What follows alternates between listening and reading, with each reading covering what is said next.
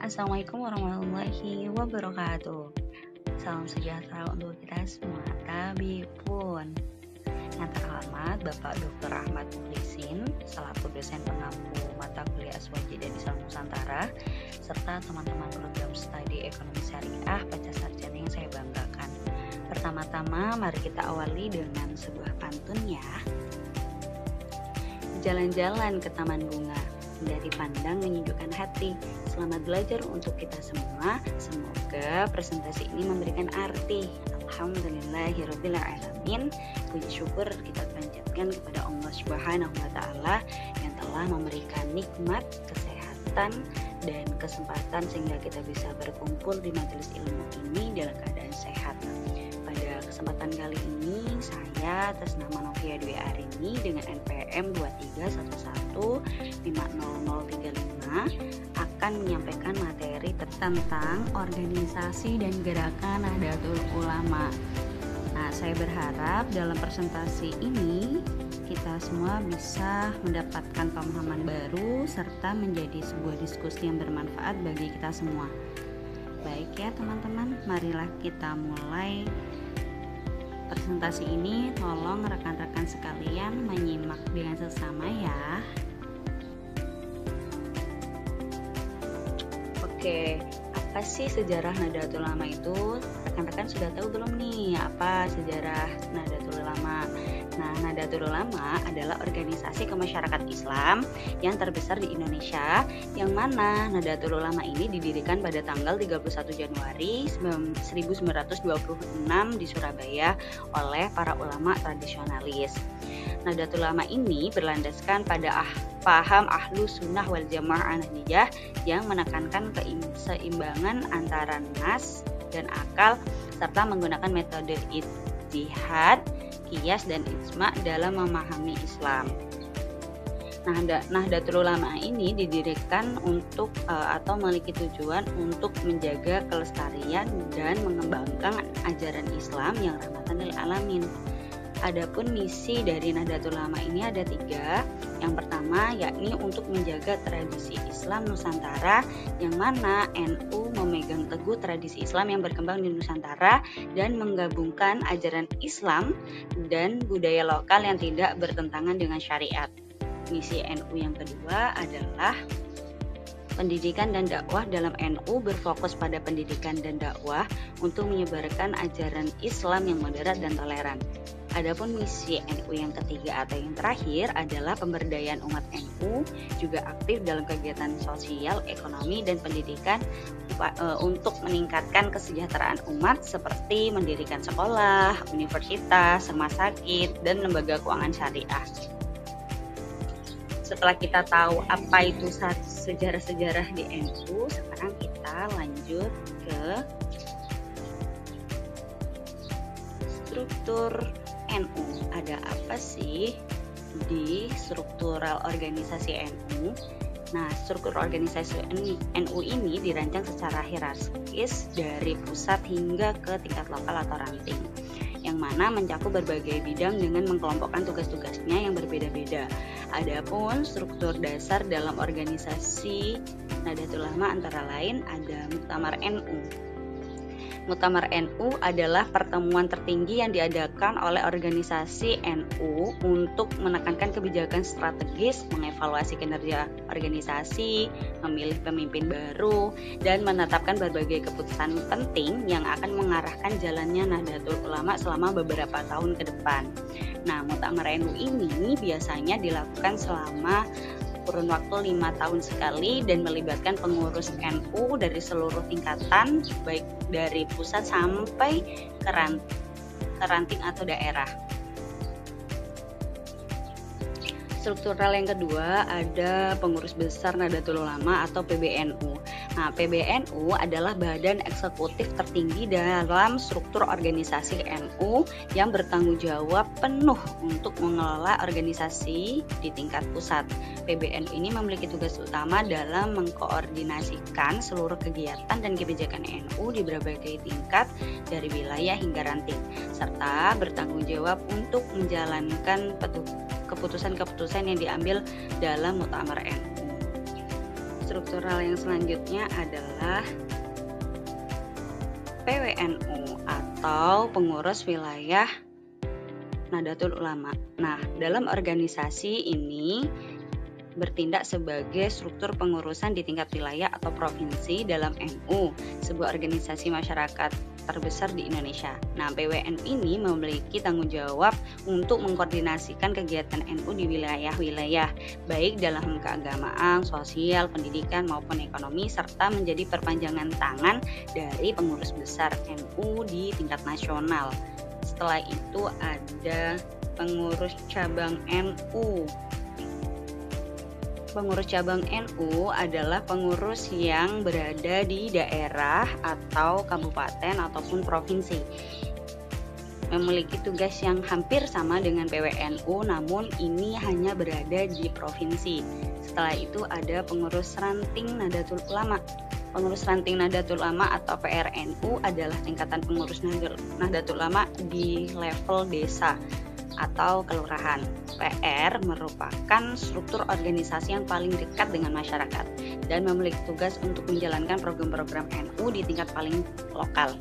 Mereka adalah ujung tombak dalam penyebaran ajaran agama Islam Ahlussunnah wal Jamaah Nahdliyah dan mengkoordinasikan kegiatan keagamaan serta sosial di komunitas setempat. Nah, ini loh struktur organisasi NU. Setelah itu kita merambah ke lembaga-lembaga NU. Ada apa aja sih di lembaga-lembaga NU? Nah, sebelum kita tahu ada apa aja, nah ini lembaga-lembaga NU adalah badan otonom yang dibentuk oleh NU untuk melaksanakan program-program spesifik di berbagai bidang.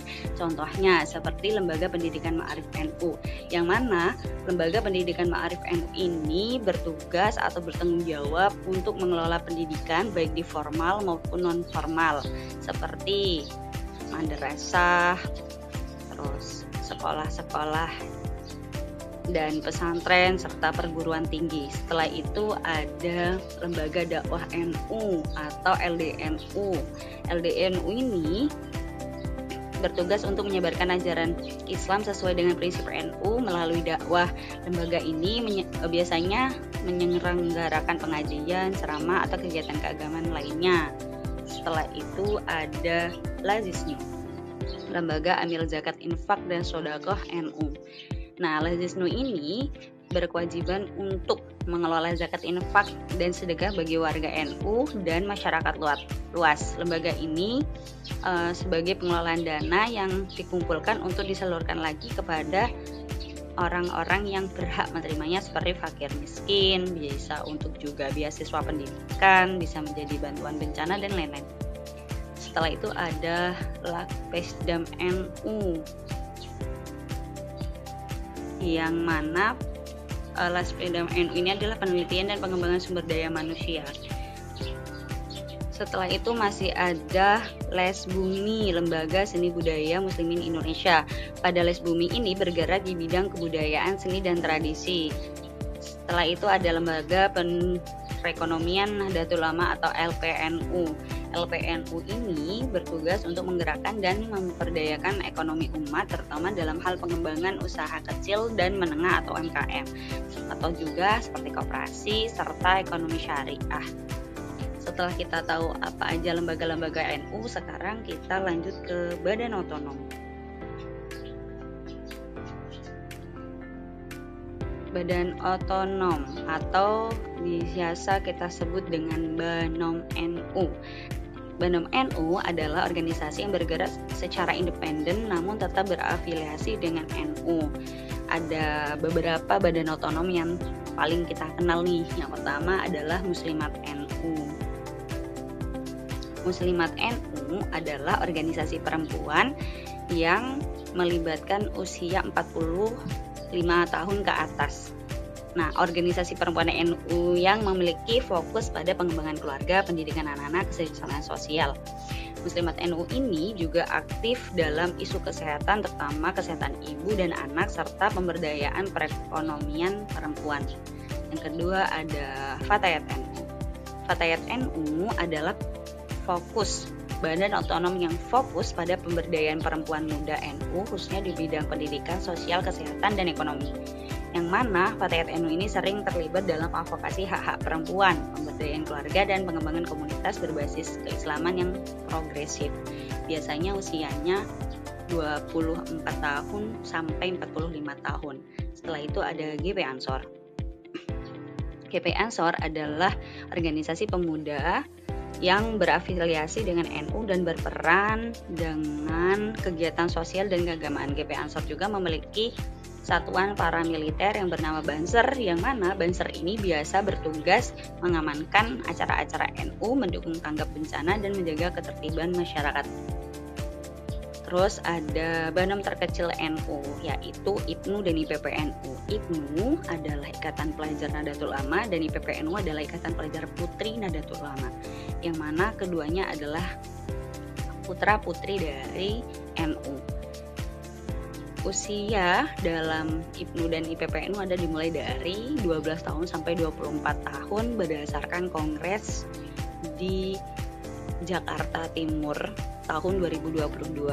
Nah, adapun tujuan didirikannya IPNU IPPNU adalah sebagai wadah untuk meningkatkan pengetahuan keislaman, kebangsaan, dan keterampilan pelajar di bawah naungan ajaran Ahlus Sunnah wal Jamaah Nadiyah. Setelah itu ada Pergunu. Pergunu adalah Persatuan Guru Nahdlatul Ulama. Nah, pada Pergunu ini memiliki tujuan untuk menaungi guru-guru di lingkungan NU, baik formal maupun non-formal, dengan upaya meningkatkan kapasitas profesional guru dan mengembangkan pendidikan yang berbasis nilai-nilai Islam dan kebangsaan. Setelah itu ada ISNU. ISNU adalah Ikatan Sarjana Nahdlatul Ulama. Organisasi ini terdiri dari kaum intelektual dan akademis NU. ISNU ini bertujuan untuk mengembangkan pemikiran dan riset keislaman yang dapat kontribusi pada kemajuan sosial, ekonomi, politik, serta memberikan masukan pada NU dengan isu-isu strategis. Setelah itu ada PN, Organisasi Pagar Nusa. Itu adalah banom-banom NU. Setelah itu kita lanjut ke program keagamaan NU.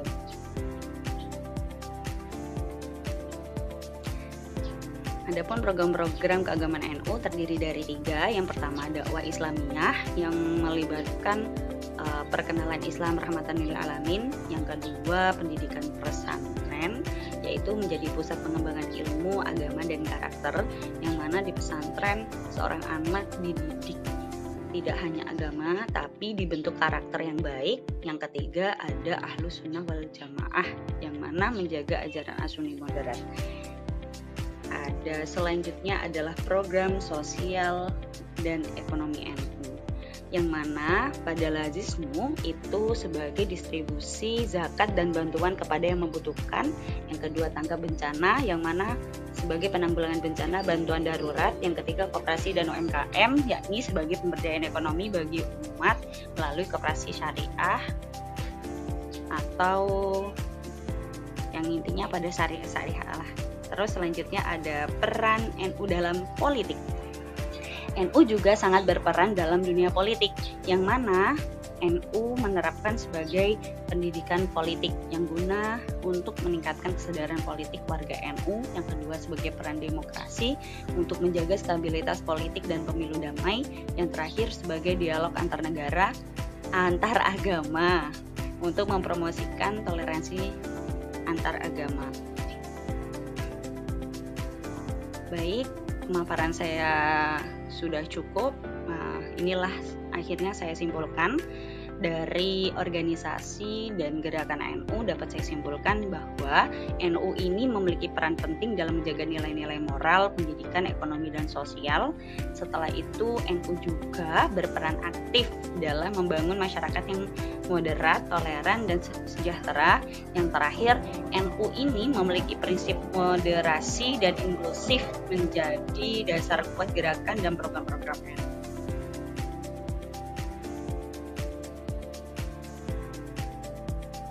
Terima kasih.